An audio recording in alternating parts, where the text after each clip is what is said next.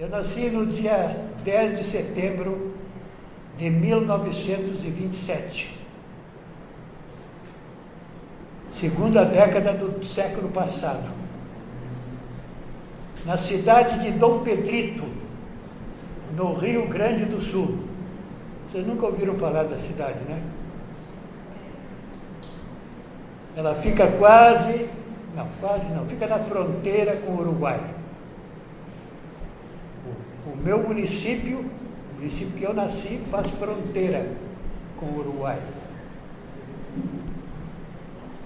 Meus pais, muito pobres, moravam numa pequena chácara a 3 quilômetros da cidade.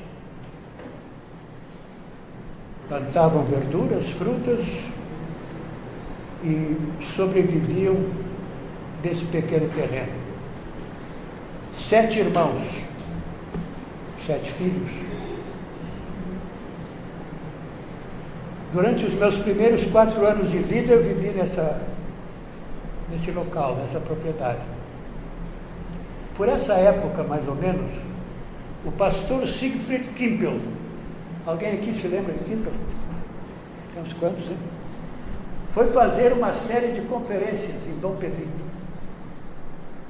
E os meus pais começaram a assistir a série.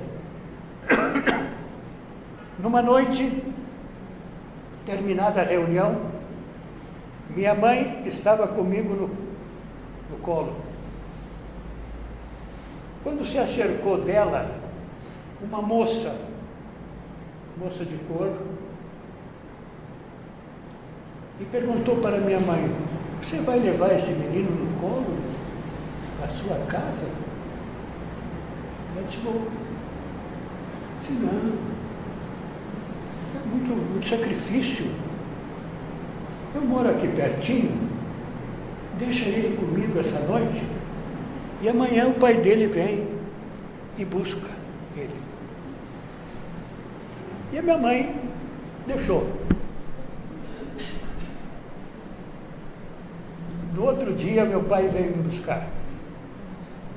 Mas esta moça,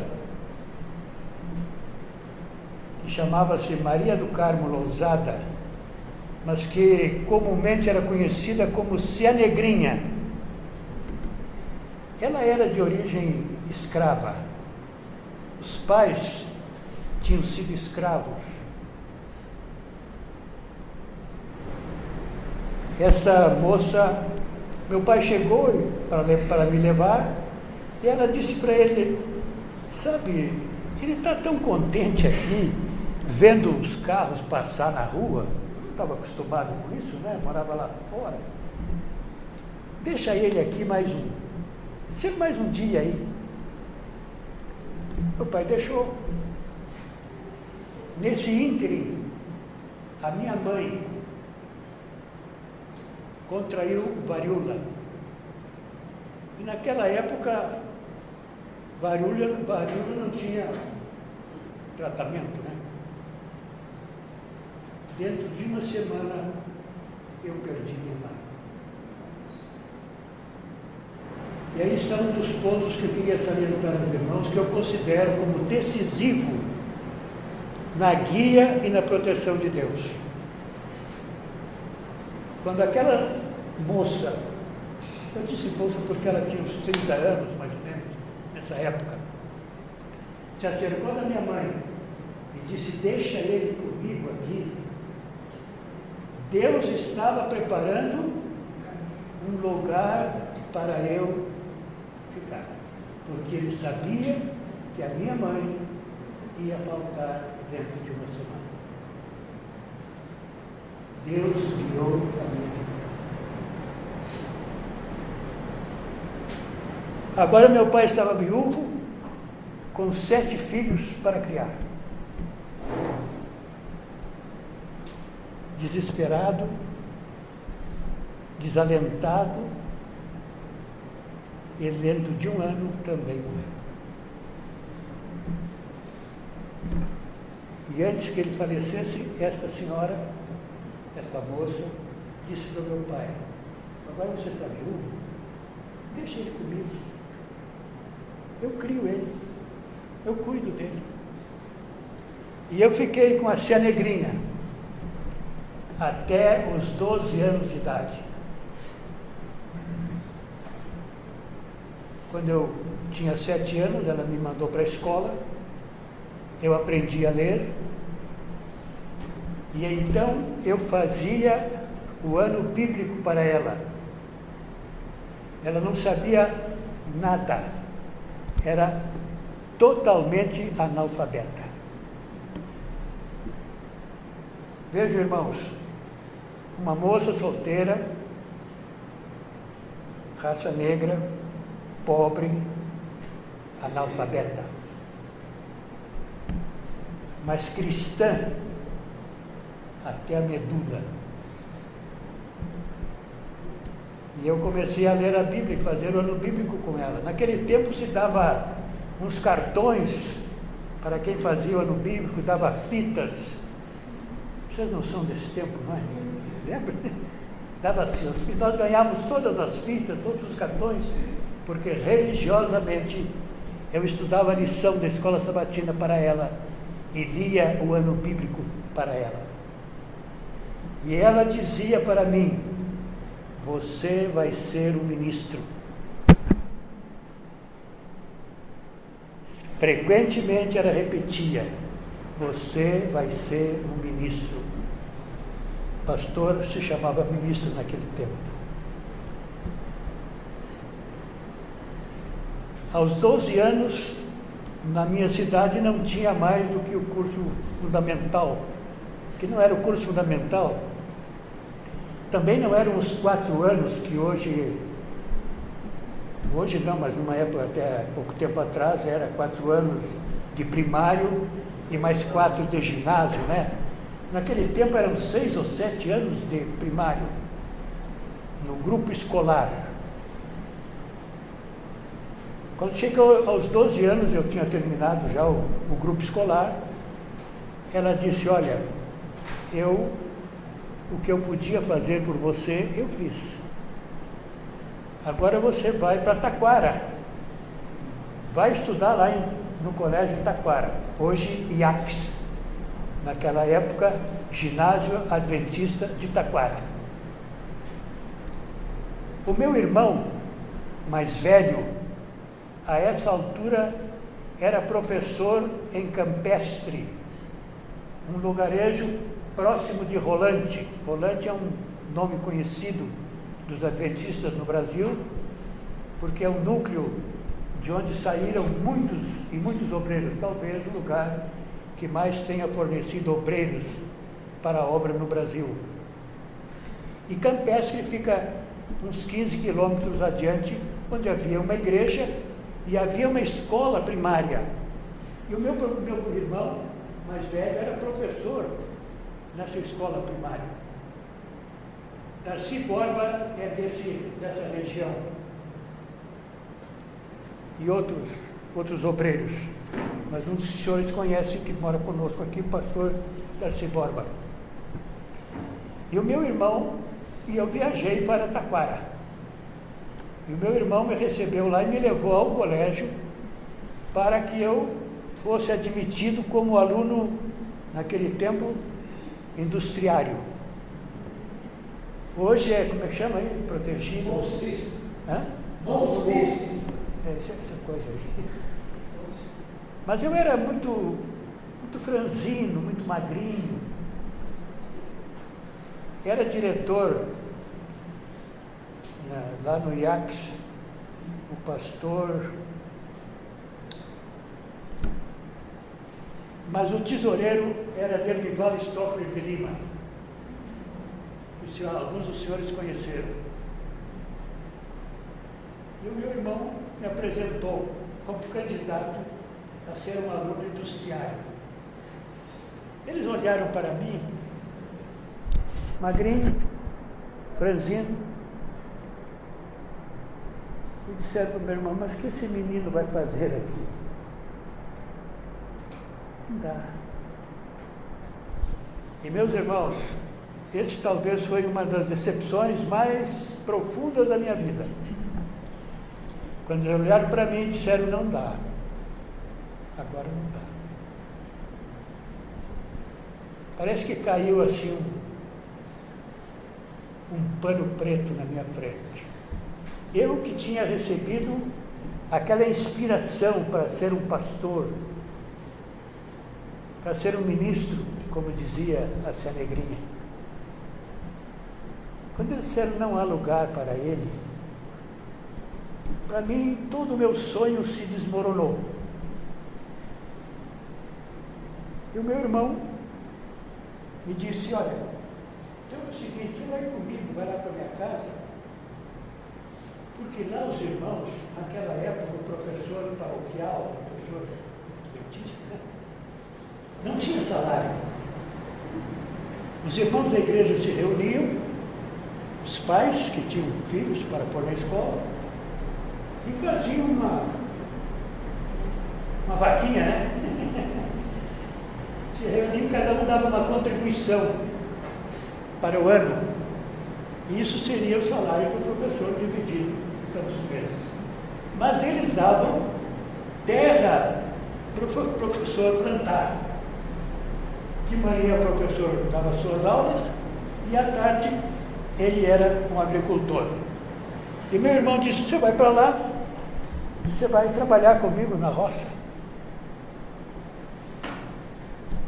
E eu caminhei, irmão, a longa caminhada, de Taquara a Rolante. O meu irmão era casado com uma moça de Rolante.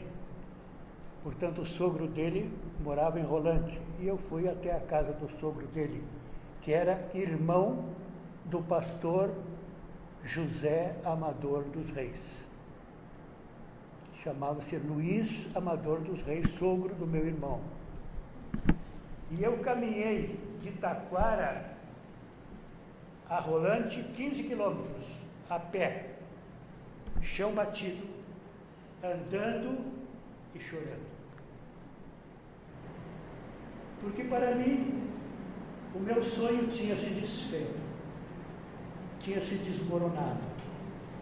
E eu pensava na minha cabeça, agora eu vou ser um roceiro. Acabou o sonho. Fui para Taquara, fui para Campestre. Meu irmão morava em Campestre porque lecionava lá. Fui para Campestre. Meu irmão me levou para a roça. Primeiro trabalho que ele me deu, quebrar milho.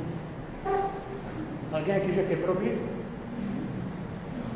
Então ele disse, olha, você pega nessa mão, no pé da espiga, e com essa você quebra.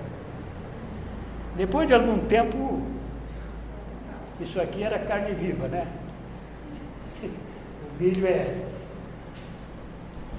rústico, muito rústico. Mas por estranho que pareça, irmãos, eu amei a terra. Eu gostei do trabalho.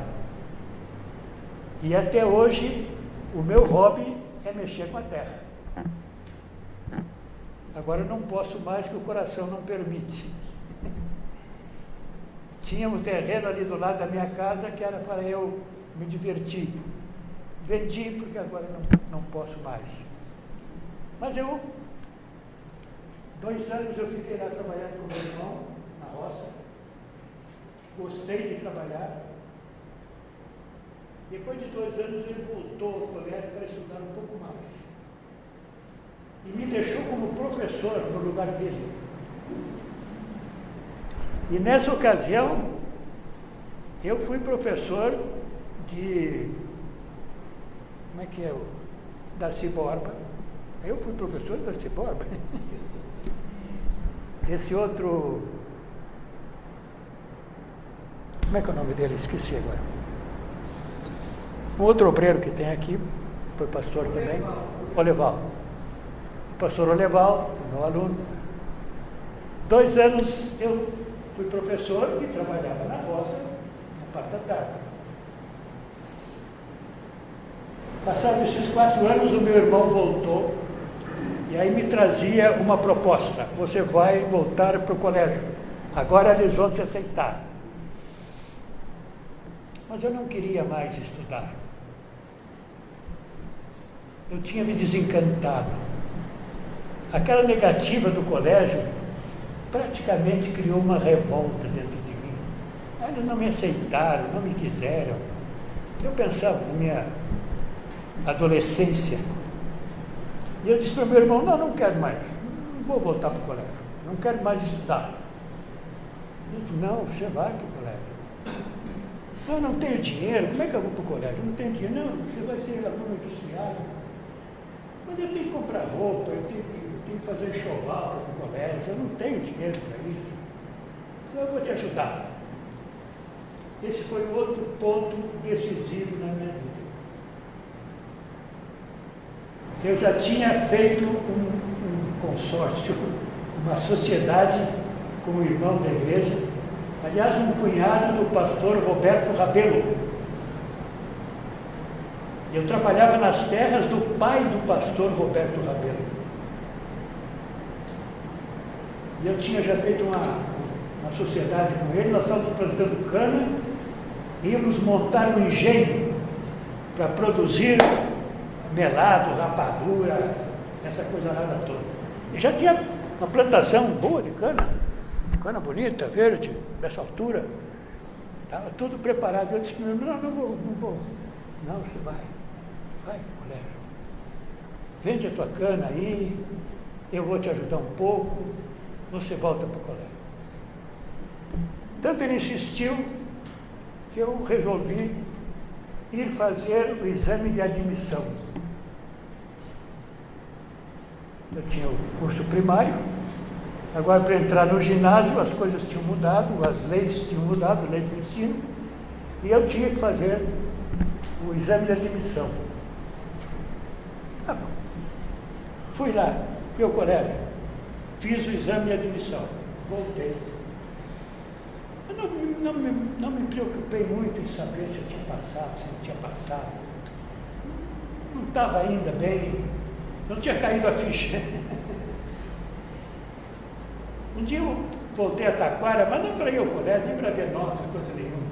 Fui comprar um par de sapatos lá em Taquara. Encontrei a secretária do colégio. E ela me olhou e disse: escuta, já foi no colégio ver suas notas? Eu disse: não. Ah, vai lá. Você passou. É? Tá bom. Fui ao colégio. Cheguei lá, tá o negócio na parede. Como é que chama o negócio? No mural, estava lá. O primeiro nome da lista era o meu. Eu tinha passado, e tinha passado bem. Eu tinha passado em primeiro lugar. 9,8. Bom, eu era professor, né? Eu era professor. Tudo bem. Aí me entusiasmei um pouco e tal. Finalmente eu voltei para o colégio, para ser aluno industrial. Fiz o ginásio, terminei o ginásio, e então eu fui ser professor na escola de Taquara. Lá eu fui professor de Roberto Conrad, eu que o alfabetizei, também foi um obreiro, e outras pessoas que trabalharam na obra. Mas eu tinha renascido em mim aquele plano de ser um pastor. E de alguma maneira Deus me conduziu para que eu pudesse ir ao IAE.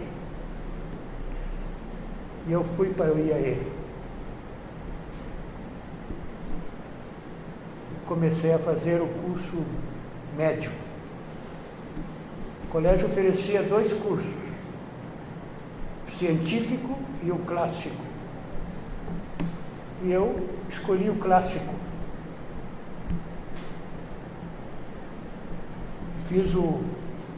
fiz o curso clássico. Mas, nesse ínterim, há um outro momento decisivo na minha vida. Num daqueles anos estudando lá, acho que o primeiro ano, quando terminou o ano escolar, todo mundo passou, já passei e tal. Fomos lá para a rua, jogamos os livros para cima, aquela coisa, aquela festa. Agora vamos jogar futebol, vamos lá para o Valo Velho. Os que estudaram lá sabem o que é Valo Velho. E uma turma de estudantes foi para o Valo Velho jogar futebol. Mas naquele tempo jogar futebol era pecado. Era. E o colégio levava isso muito a sério. E naturalmente nós sabíamos que algum professor poderia ir lá e nos pegar em flagrante. Por isso deixava sempre um olheiro, para ver quem é que, se chegasse alguém. E quando nós estávamos lá no bom do futebol, o olheiro gritou: "Tio Guima!" Você lembra do tio Guima? Era o secretário do colégio. Todo mundo desapareceu no mato, acabou. Mas eu tinha pedido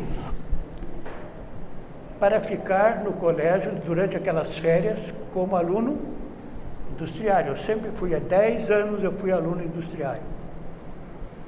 Eu colportei nas férias, mas a minha colportagem não era das mais brilhantes. Dava para comprar uma roupinha, pagar alguma coisa, e chegava no colégio e tinha que trabalhar para poder continuar os estudos.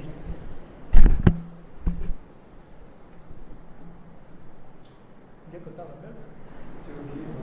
Tio Guima. No outro dia, depois do futebol, eu fui à diretoria para saber se eles tinham me concedido o pedido para ficar trabalhando nas férias. Eu apresentei lá na sala do diretor e perguntei para ele: me concederam atenderam o meu pedido? Ele olhou para mim e perguntou assim: "Você esteve no futebol ontem?" Eu disse: "Estive, sim, senhor." O diretor me disse: "Então o colégio não dá nem um passo pelo senhor." E eu, meio atrevido que era, disse: "Muito obrigado e passe muito bem." Fui para o meu quarto, peguei minha malinha de papelão, botei os trapinhos dentro e fui para a estação ferroviária Júlio Prestes, em São Paulo. Peguei o trem, 3 dias e 3 noites para o Rio Grande do Sul. Cheguei lá, fiz a minha matrícula no Júlio de Castilhos, que é o colégio estadual mais conceituado de Porto Alegre. Era naquele tempo. Mas eu tinha dito para uma colega que, contado a história, que eu ia embora e talvez não voltasse mais, colega de classe, e deixei com ela o endereço. No meio das férias, ela me escreveu uma cartinha. E na carta dizia: "Volte para o colégio, o diretor mudou."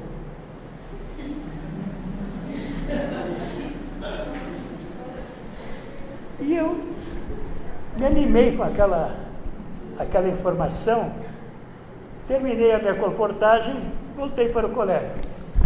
Cheguei lá e me apresentei para o diretor, novo diretor. Esse eu vou dizer o nome: Rodolfo Belos. Contei a ele a história e ele disse: "Pastor, tem lugar para mim?" Ele olhou para mim e disse: "Para você sempre tem lugar." Então, irmãos, para mim, esse ponto também é decisivo na minha vida. Eu poderia ter ficado Porto Alegre, estudado no Júlio Castilhos, não sei que rumo eu teria na vida, mas eu voltei ao colégio. O diretor me recebeu. Deus guiou a minha vida.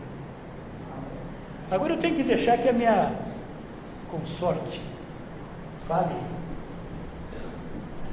Fiquei no colégio, trabalhei em tudo. Trabalhava sempre na roça. Eu ganhei estipêndio um ano derrubando mato de eucalipto.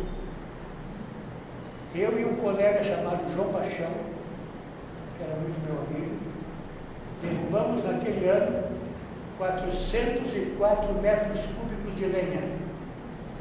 Carregamos e empilhamos na beira do caminho para que o caminhão viesse e levasse.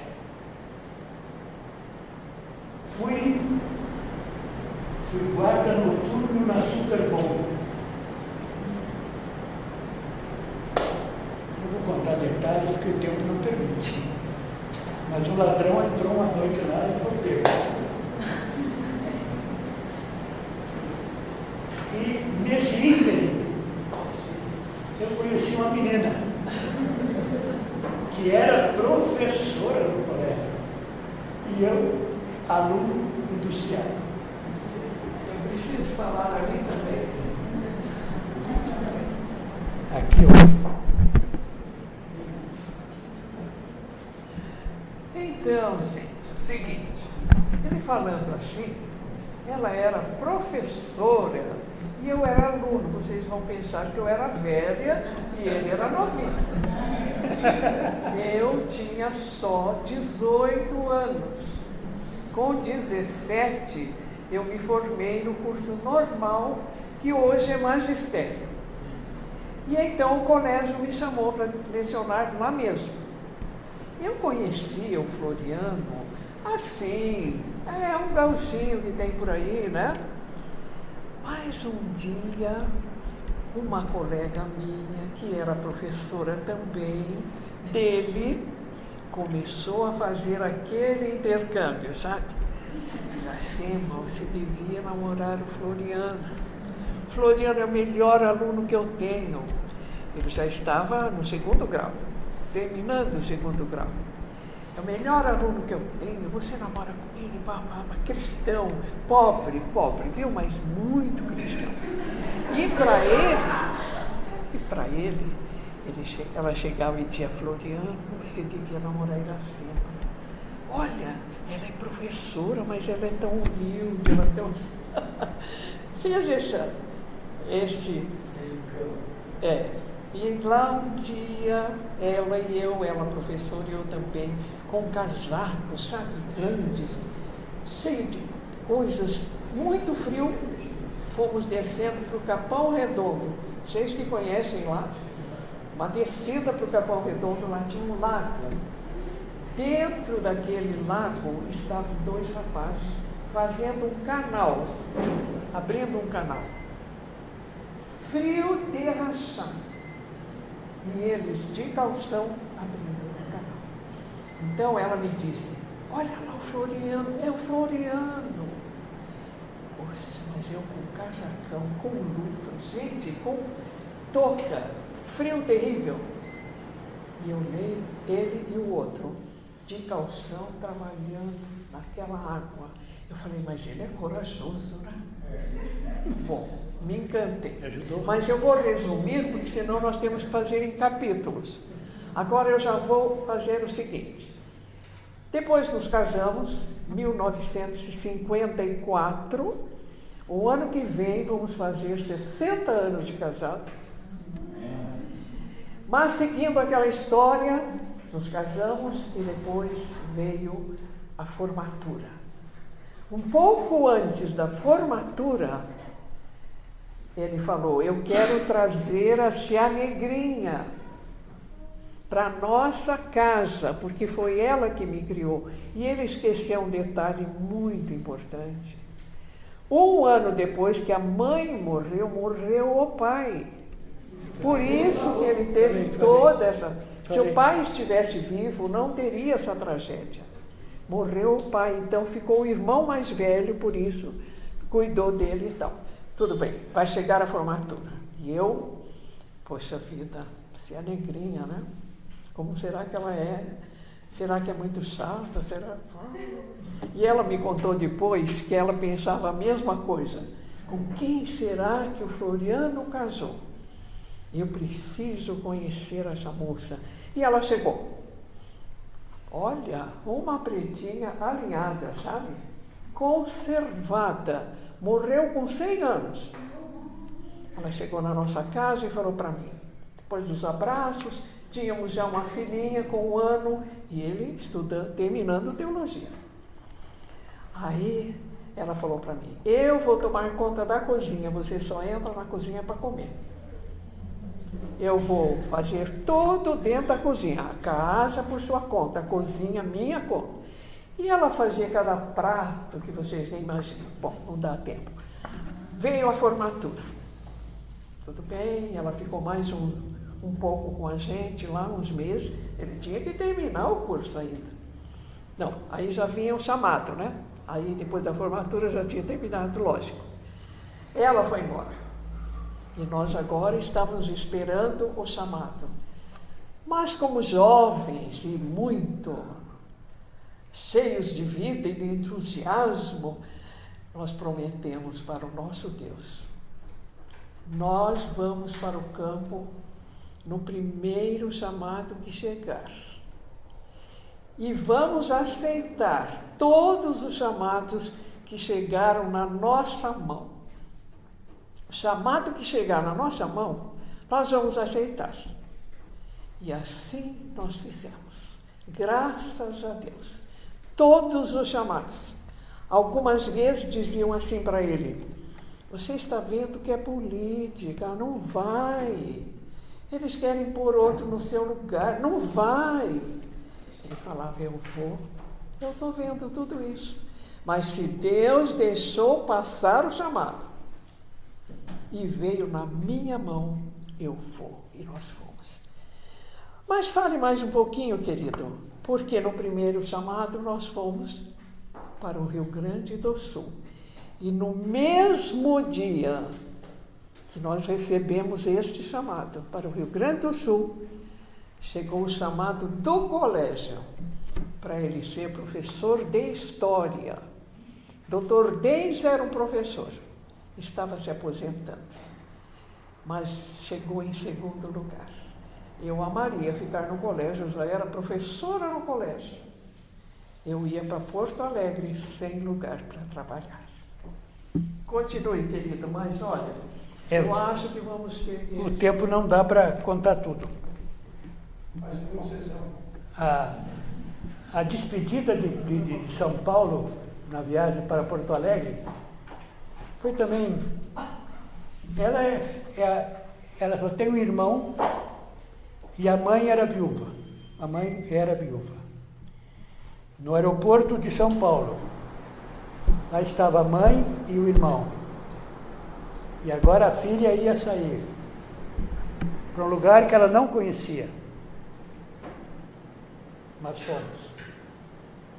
Foi ser auxiliar do pastor Cesócio César, na Igreja Central de Porto Alegre. Bom, não dá para contar tudo que foi feito lá. Mas foi uma nova faculdade praticamente aquele ano, porque ele me encheu de serviço, me deu muito trabalho, mas foi uma experiência muito importante. Dali fomos para o primeiro distrito, Santo Ângelo. Onde é que ele conhecia, irmã? Foi no Paraná já. Santo Ângelo. Ficamos 2 anos em Santo Ângelo, uma igreja nova. Tinha acabado de realizar uma conferência o pastor Geraldo de Oliveira. Foi muito bom. 2 anos depois fomos transferidos para Santa Maria. Ficamos 1 ano só e recebemos um chamado para ser preceptor do IAP. Qual é a coisa? O que eu falei? Santa Maria, Rio Grande do Sul. Uma cidade maravilhosa, já era na época. Muitas faculdades, eu fiz a minha inscrição. Naquele tempo não tinha boate que isso lá. Passei no vestibular para pedagogia, né, que eu queria fazer.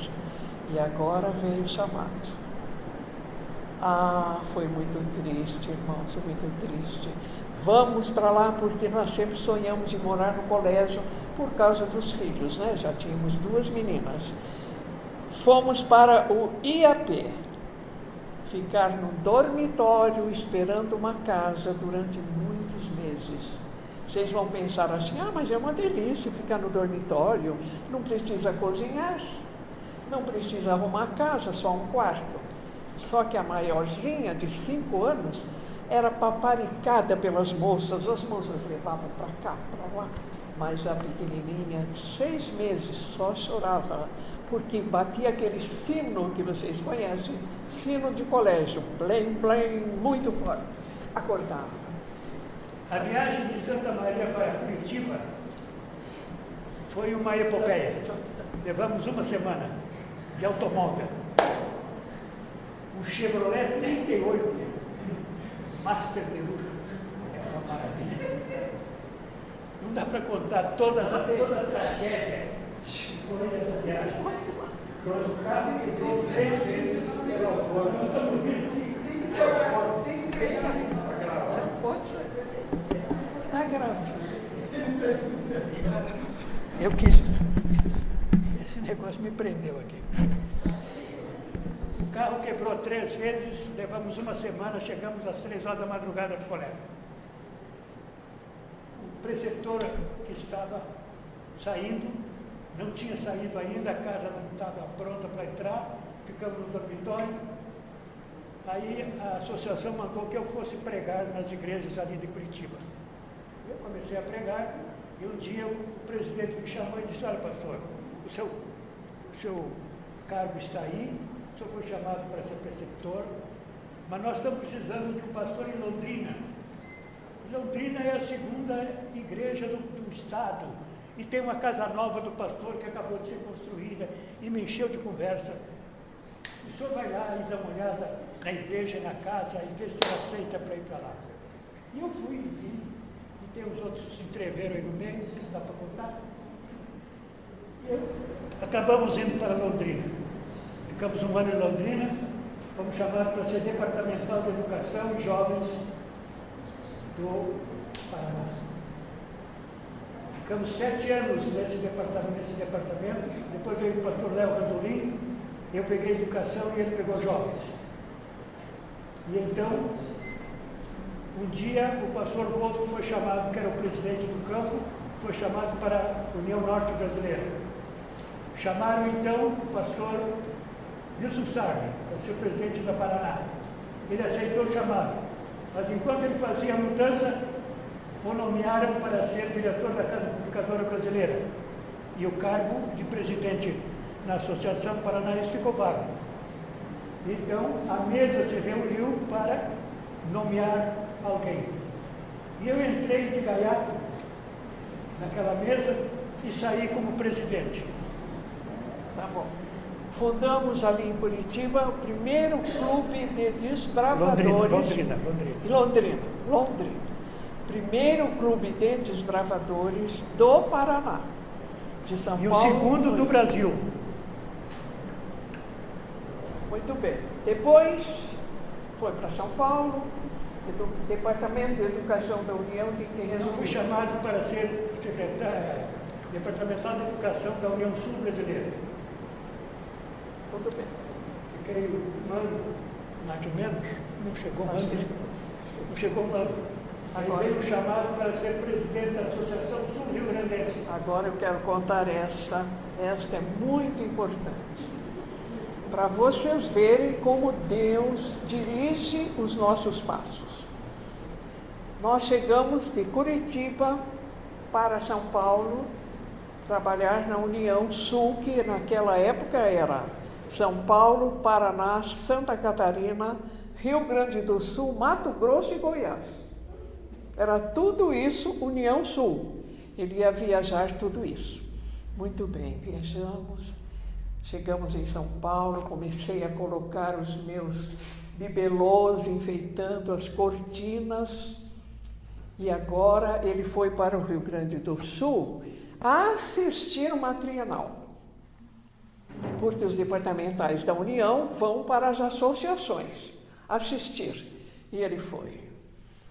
E eu estou tão feliz lá com a minha mãe, que agora voltei para São Paulo. Poxa vida, escuto uma ligação, recebo uma ligação telefônica. Meu bem, eu tenho uma notícia para dar para você. Fui escolhido na Bienal para ser o presidente aqui do Rio Grande do Sul. E você aceitou? Estamos aqui há 2 meses e você aceitou? Eu não aceitei. Quem vai decidir é você. Olha só. O peso nas minhas costas.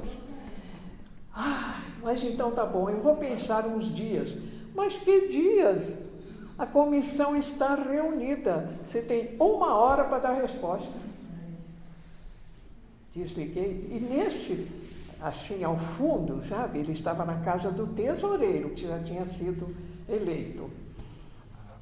Ou ele continuaria, não me lembro bem, era Adolfo Reis. Ele punha discos assim, sabe, a qualquer lugar eu irei. Por onde eu for, Jesus cuidará de mim. Deus cuidará de ti. Punha assim no disco, eu escutava. Conversei com a minha mãe, tadinha, minha mãe. Ela disse, filha, se Deus está chamando, vai. Veio a mudança, eu estava tão triste, mas veja por que a minha maior tristeza. Eu tinha prometido para Deus, não tinha? Aceitar todos os chamados, não podia rejeitar esse. Mas olha por que a minha tristeza. Morávamos em frente à igreja do Capão Redondo, numa casa linda, maravilhosa. Meu trabalho seria atravessar a rua e entrar na igreja, escola, onde eu ia trabalhar. No Rio Grande do Sul, eu ia morar em Porto Alegre, viajar para Taquara todos os dias, numa Kombi cheia de alunos. Às 5 horas da manhã, ela buzinava na minha porta. Como eu ia poder ser feliz? Minhas 2 filhas maiores já estavam matriculadas no IAE, lá em São Paulo, morava no Capão, no IAE. Os menorzinhos ali no colégio, só atravessar a rua. Estão percebendo a diferença de trabalho? Mas eu disse para ele, vamos. Agora eu fui chorando, derramando lágrimas durante todo o caminho até Curitiba. Ninguém falava. Ele não falava uma palavra, porque ele percebia que eu estava chorando, e eu chorava assim, sem poder chorar alto, né? Para não prejudicá-lo. As crianças, olha, não deram um pio, não pediram nem, só desceram para fazer xixi.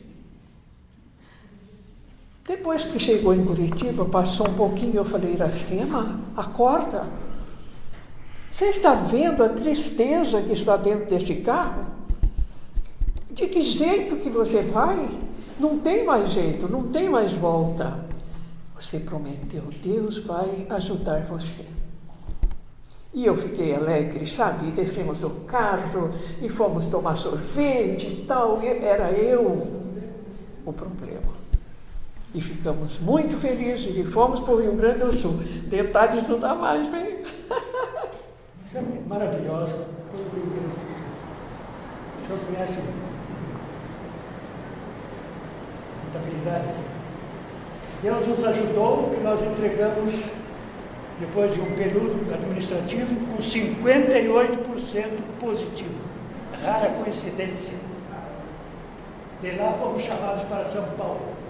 São Paulo era a maior associação adventista do mundo naquele então. Eu vou para São Paulo, Associação Paulista. Aqui isso você não me viu. Não dá? Você quer falar de novo? Não. Não, Só um pouquinho. Você tem que terminar isso aqui de São Paulo, que nós deixamos as filhas. Mas fomos para São Paulo e lá nós fizemos a primeira divisão do campo paulista. Eu me considero um pioneiro nessa questão de divisão de campo. E daquela data em diante, foram se desdobrando e hoje, o que é a União Central Brasileira hoje, era a Associação Paulista de então. E nós dividimos o campo numa reunião histórica aqui em São Carlos e criamos a Associação Paulista Oeste, com sede em Campinas, e a Associação Paulista Leste, que ficou em São Paulo. O que você quer dizer? Estávamos no Rio Grande e foi chamado para São Paulo. As minhas filhas pegaram o pastor João Wolff, que era o presidente da União, rodearam o pastor, não deixa, não chama meu pai para São Paulo, deixa o meu pai ficar aqui no Rio Grande. Elas amavam o Rio Grande do Sul. Uma estava noiva e ia casar dali um pouquinho. A outra tinha um namorado firme, já eram todas 3 moças, já. Só o pequeno. Então nós tivemos que ir.